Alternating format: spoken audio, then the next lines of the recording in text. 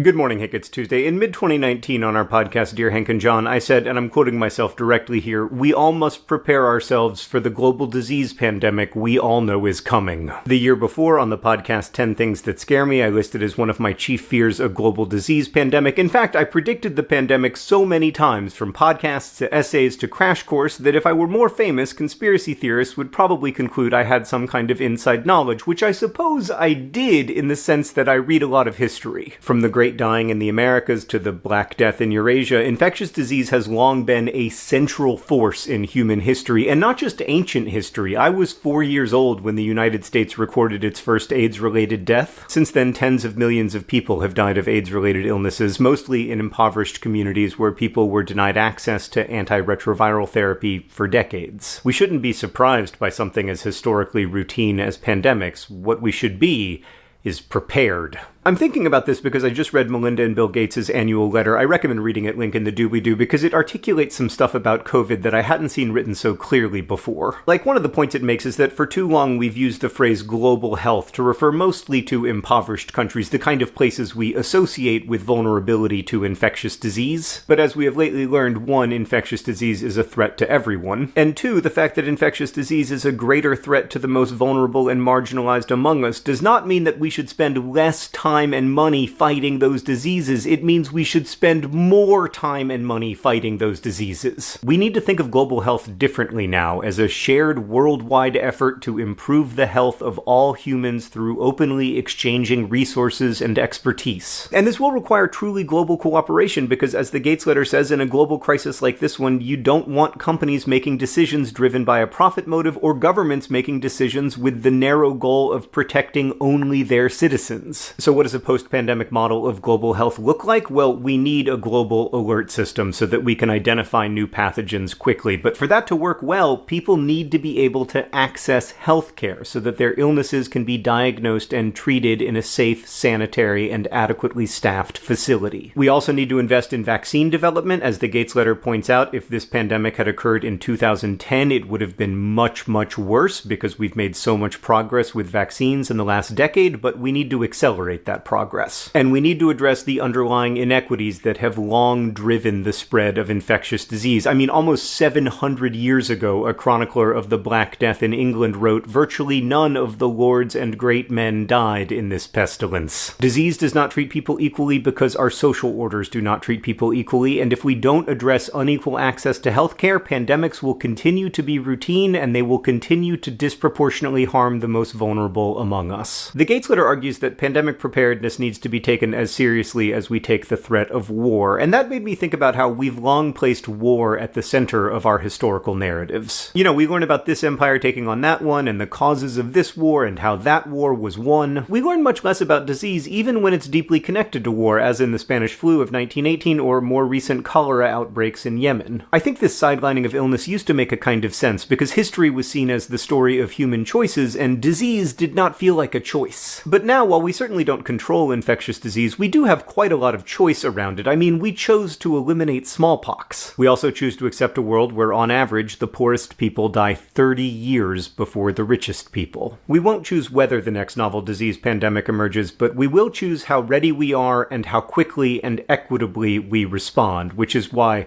stronger and more equitable healthcare systems is on my 2021 vision board. Hank, I will see you on Friday.